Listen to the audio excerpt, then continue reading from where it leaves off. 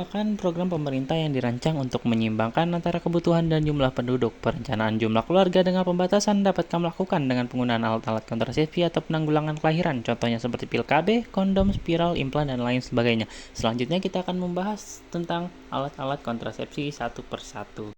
KB spiral. KB spiral atau IUD adalah alat kontrasepsi yang berbentuk seperti huruf T dan dimasukkan ke dalam rahim. KB spiral dapat mencegah kehamilan dengan menghalangi pertemuan sel telur dan sperma.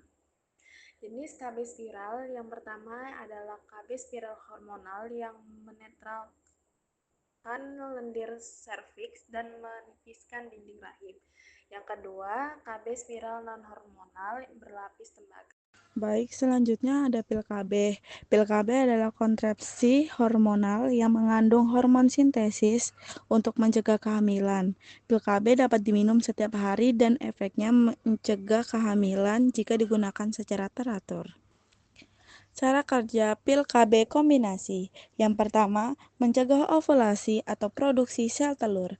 Yang kedua, mengubah lendir mulut rahim agar lebih kental sehingga sulit dilalui oleh sperma. Yang ketiga, menipiskan dinding rahim agar sel telur yang telah dibuahi tidak bisa menempel.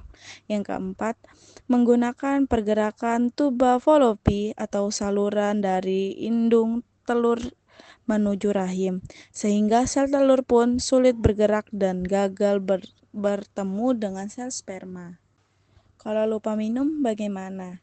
Jadi, kerja hormon tidak akan terganggu bila lupa diminum satu pil dan kembali ke jadwal semula dalam 24 jam. Beresiko kecil untuk hamil. Tetap menggunakan kontrasepsi lain seperti kondom sehingga kita selesai mengonsumsi 7 pil berturut-turut.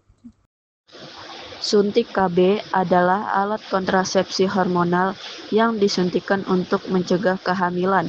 Suntik KB mengandung hormon progestin yang mirip dengan hormon alami wanita, yaitu progesteron.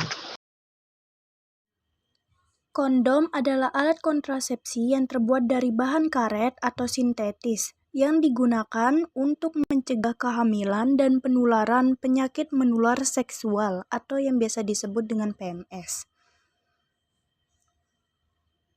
Fungsi kondom mencegah kehamilan, mencegah penularan PMS seperti herpes genital, sifilis, dan HIV atau AIDS.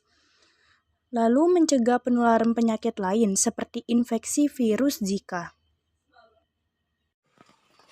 KB implan. KB implan atau KB susuk adalah alat kontrasepsi jangka panjang yang berbentuk tabung plastik kecil. KB implan mengandung hormon progesteron yang melepaskan hormon kealiran darah untuk mencegah kehamilan. KB implan bisa mencegah kehamilan selama 3 tahun. KB implan aman untuk ibu menyusui karena tidak memengaruhi produksi ASI. Patch KB adalah alat kontrasepsi berupa plester tipis yang ditempelkan pada kulit.